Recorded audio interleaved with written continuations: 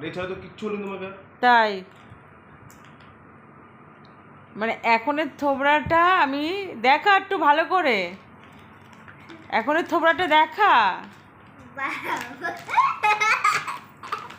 কালকে আমি রান্নাঘরে বসে আমি রুটি খাচ্ছি, কি করছো তুমি?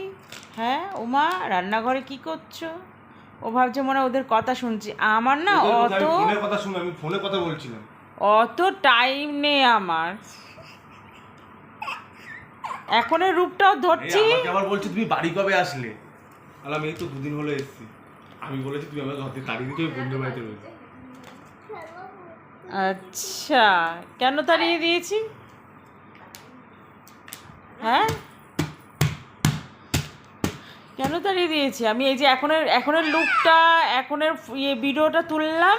এবার যদি আমি জেগে থাকি, জেগে তো থাকবই, আর আজকে এই ঘরে না শুয়ে তুই ওই ঘরে শুবি, আর এই ঘরে যদি শুস নাক ডাকতে পারবি না। আজকে নাক ডাকার মতো জিনিস নেই তো। আমি বলে দিচ্ছি তোকে একটা কথা, তুমি মানে এসি চলবে, তুমি ওই ঘর থেকে আসবে 4টের সময় এই ঘরে শুতে, তাহলে ওরকম শোয়ার মানে কি হলো? আমি তো সে 6টায় বন্ধই করে দিয়েছি। আমার তো আর মানুষ হয় না, তো ঘুমিয়ে পড়ি। আমি আর পাচ্ছি না, আমি হাত তুলে নিয়েছি, আমি অত আর কিছু পাচ্ছি না। এবার তুমি কিছু একটা খোঁজো, কাজ বাজ। তুই যে বললি তোকে কি একটা সিকিউরিটির গার্ডের কাজ দেবে। পকাই নিচে পকায় কি কেউ নেয় নাকি?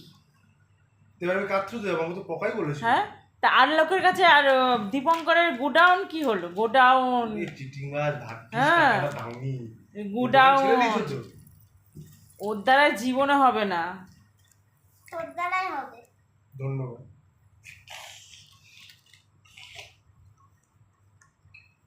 খেলনা গুছিয়েছো? জানো